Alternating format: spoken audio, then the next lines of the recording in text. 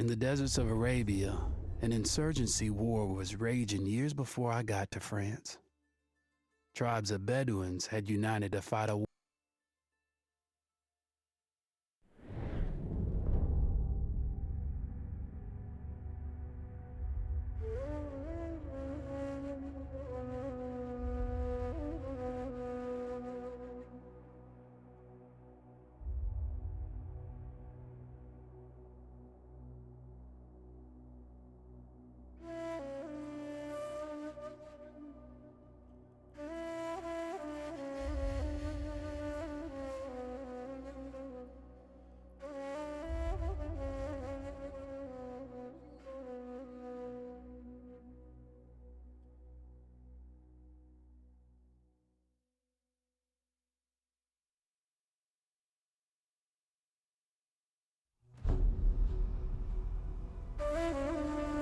The Arabian Desert, a vast ocean of drifting sands and scorched, sun-baked rocks. Beneath these endless dunes, oil, the lifeblood of our new mechanical century. For more than 400 years, the Ottoman Empire has ruled these lands, controlling all that's to be found here. But the Ottomans do not rule unopposed. Small bands of Bedouin rebels have united to overthrow the empire. They strike without warning and then vanish into the desert. Fighting alongside them is a lone British officer whose exploits have earned him wide renown. The world has taken to calling this man Lawrence of Arabia. In the desert, you rely on good planning, but you also hope for a dash of luck.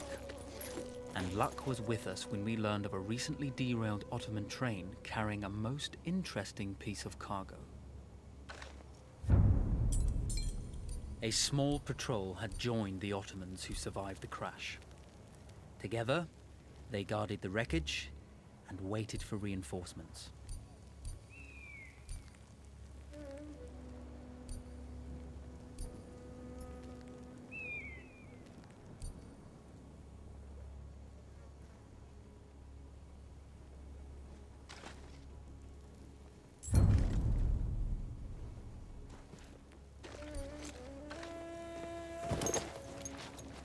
We strive to do what we think is right, and push through those who would stop us from achieving this, no matter the cost.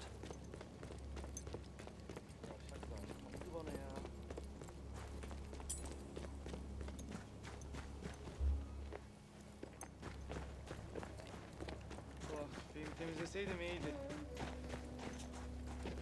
Of, çok çişim geldi.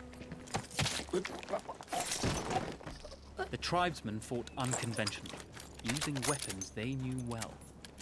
Endurance, individual intelligence, and courage were their primary assets.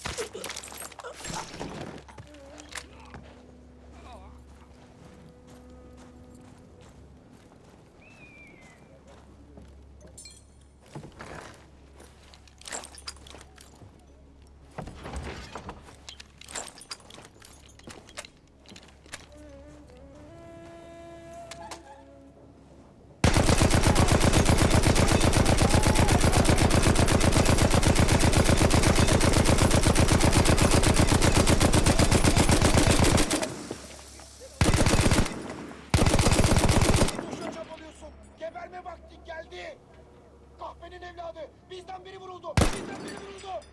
Geberme vaktin geldi! Teslim olursan kendini bağışlarım!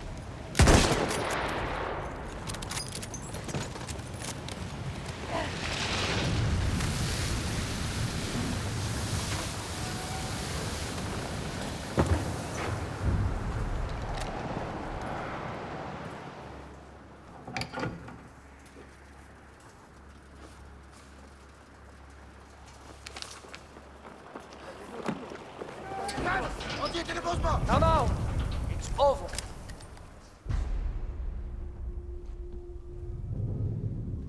Well, you did not think we would be fast enough to catch you here, did you?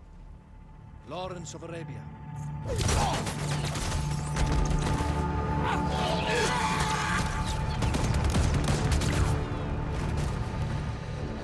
Actually, I was rather depending on it. Lawrence. Well, this is very clever. Now the hunter becomes the hunted. So who might you be? How enchanting you are, my dear.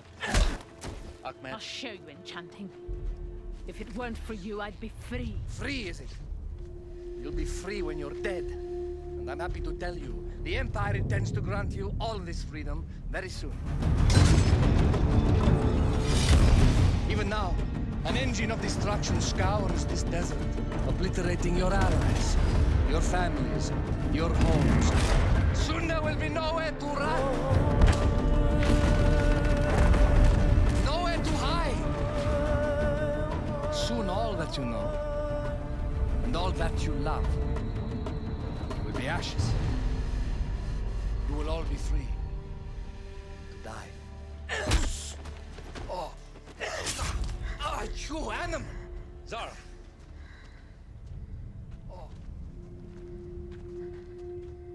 Now, I understand that you would like nothing more than to strip the flesh from that man's feet and send him off into the desert naked to die.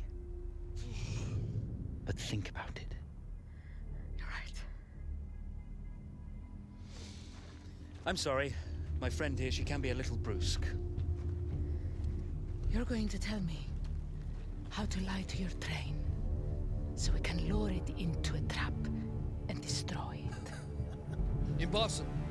To even begin to talk to that train, you would need an entire book of communication codes. Oh, like this one, you mean? You can never stop the progress of machines. One day, the whole world will take your lands and the precious black gold beneath its sands.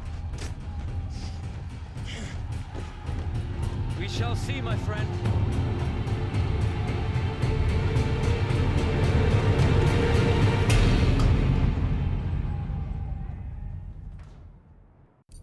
Of course, obtaining the codebook was not enough. To destroy this Iron Dragon, this Canavar, as the Ottomans had named it, we had to send it 3 encrypted messages telling it to stand down. There were Ottoman outposts scattered along the railroad tracks. The commanders there carried high-priority message capsules. We had to use those to send our orders. Infiltrating the village wouldn't be easy. A full detachment of Ottoman soldiers had occupied it. The Ottomans had chosen an isolated location for their desert outpost. It seemed lightly defended. It was also well stocked with arms and equipment. The ancient ruins were all that remained of a civilization now lost to time. The Ottoman Empire brought in the modern world with a host of armored vehicles and field guns. 3 commanders to eliminate, 3 personal message capsules to be stolen, and then sent with our false orders. How Zara tackled this dangerous and audacious mission was up to her.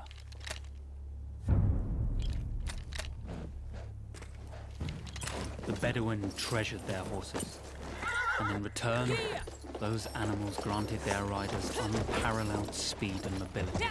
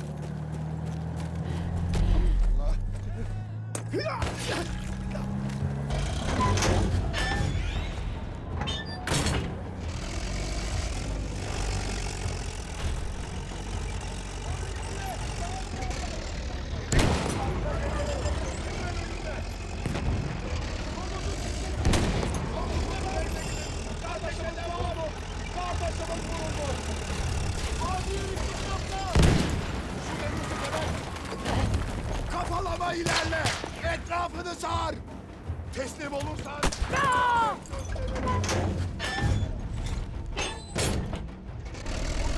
Kazanamazsın bre kafir!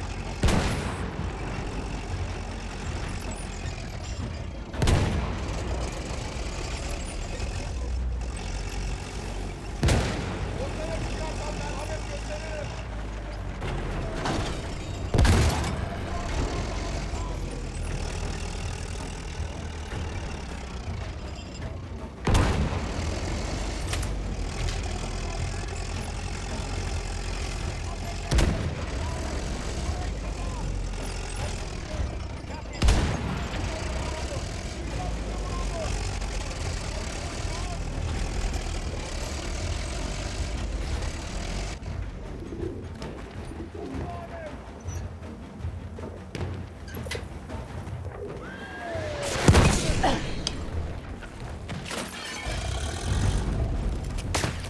A single order wouldn't be enough. Ottoman protocol required the message to be received in Tripoli, or the train would not be duty.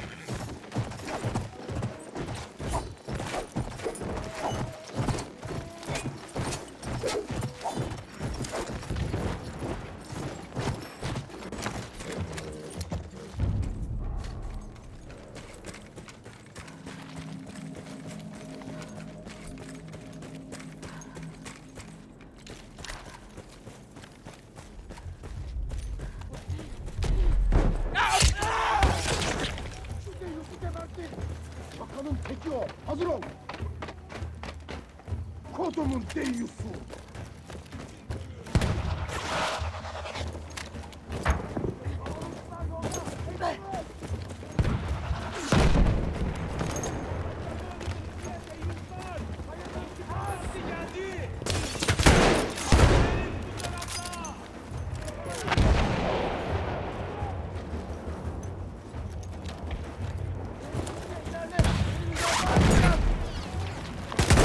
Bizden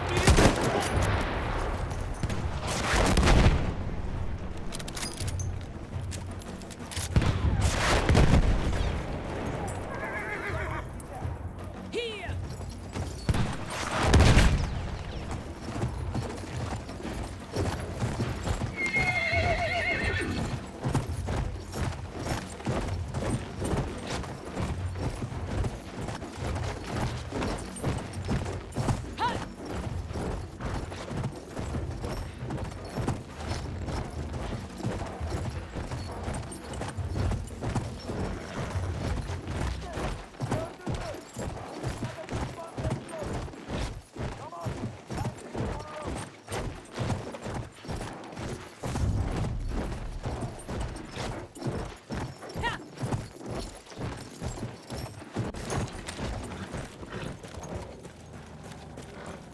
Teslim olursan sana iyi muamele ederim.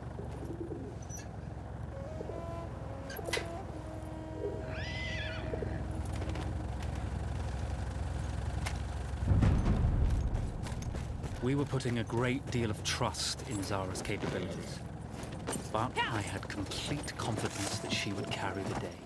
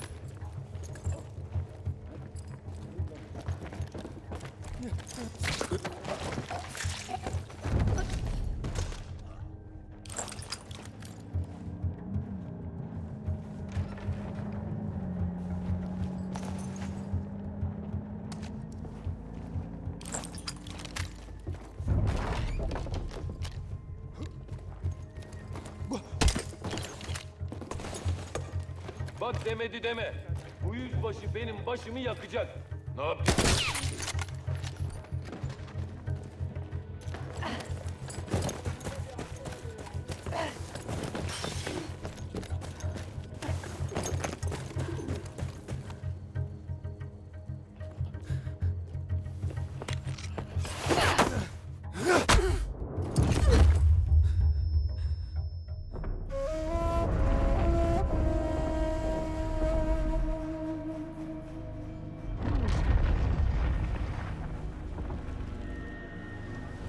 You see, the message had already been sent, my dear.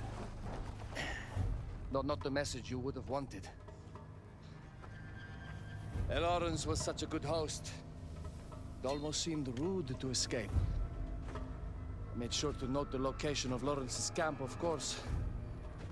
Which means the train knows too. Twice, you told that train everything was clear. But I told it exactly where to attack.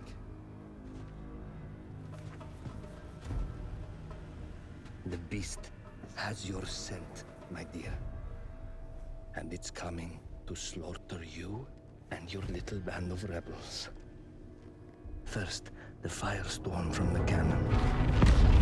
Then, up close with the troops to slaughter any survivors.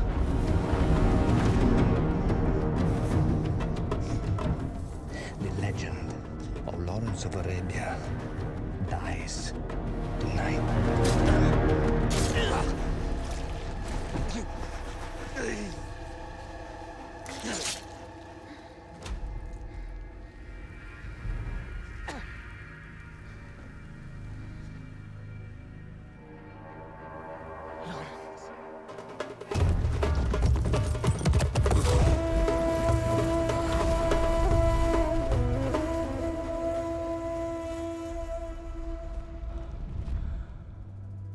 You slipped away just in time. Tilkitchi was a fool to think we'd ever stay after he escaped. The Canavar won't stop hunting us. No, it won't. Let me think. The train's coming a long way. So it'll have to stop to take on water. That's where we strike. Agreed. I'll deal with any sentries, then rig explosives on the track. Yes, and I'll rally our fighters. When I blow the lines, the train will be trapped. So when you hear the blast, you need to attack them with everything you have. It's good. But you know that there's a chance the men may not come. You may set off those explosives and find you're out there all alone. You know that. I guess I won't know either way until I set it off.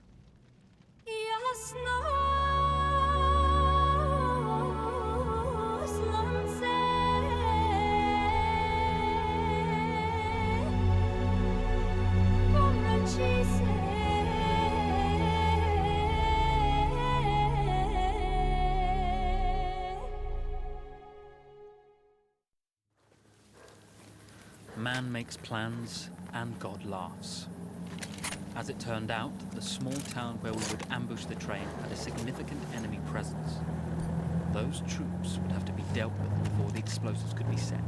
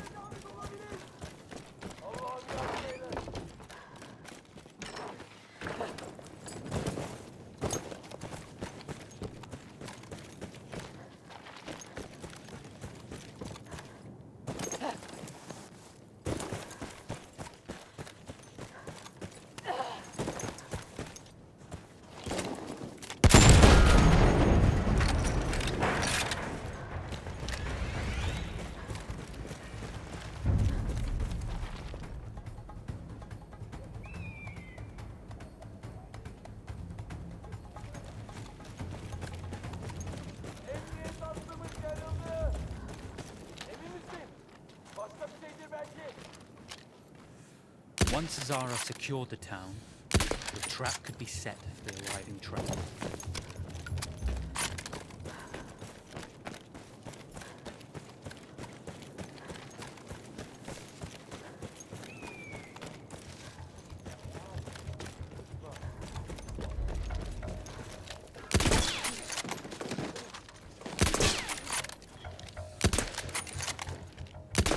Kardeşimiz öldürüldü.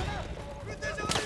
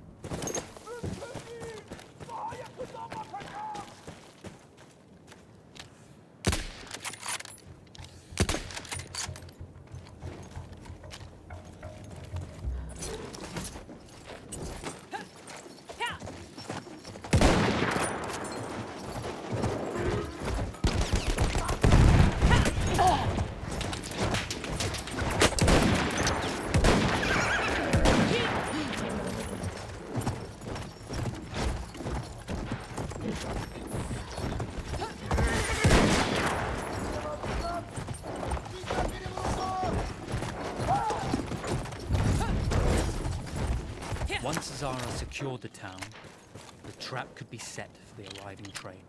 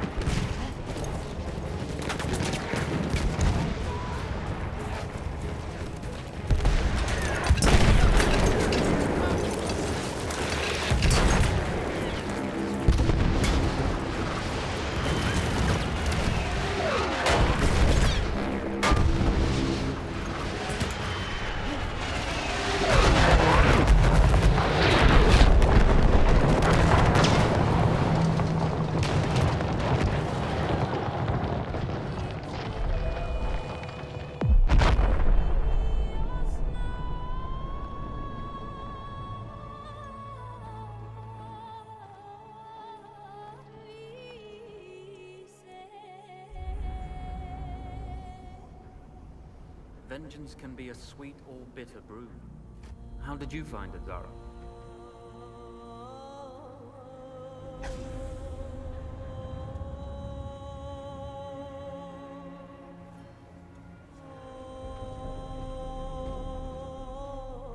And you're right, we do need to think bigger, act bigger. Maybe even the Suez Canal.